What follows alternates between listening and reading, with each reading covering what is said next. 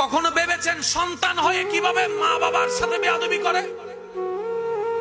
ও তো জানে আমার মার পেটে আমি ছিলাম, তারপরও কেন মার সাথে চিল্লায় কথা বলতে সন্তানের বুক কাঁপে না কেন?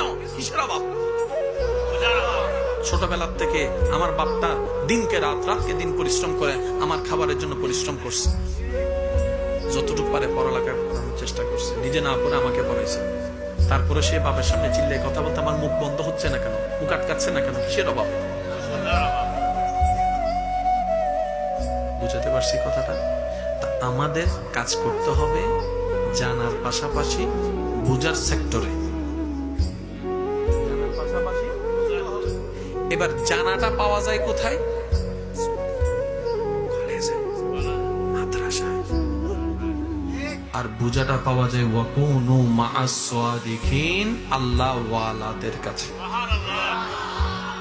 অঙ্কের মধ্যে ঝগড়া নাই, শুধু বুঝতে হচ্ছে যে আমাদের জানারও দরকার, বুঝারও দরকার। প্রোডাক্ট কয়টা দরকার? বা একটু জোরে বলেন না, মানুষ হওয়ার জন্য কয়টা প্রোডাক্টের দরকার? শান্তি পাওয়ার জন্য প্রোডাক্ট কয়টার দরকার? একটা জানার প্রোডাক্ট আর একটা বুঝার প্রোডাক্ট। জানার বুঝারটা আপনি কারো থেকে শুনে হোক, বই থেকে পড়ে হোক জেনে যাবেন, কিন্তু সেটার উপর অটল থাকা, কাজটা বাস্তবায়ন করার জন্য যে বুস্টারটা দরকার সেটা কোথাও পাবেন না। সেজন্য আল্লাহ পাক বলেছেন ওয়াকুনু মাআস সাদিকিন, আমার প্রেমে যারা মগ্ন এমন বান্দার সাথে চলতে থাকো, দেখবা তোমার কাজটাও হয়ে যাবে।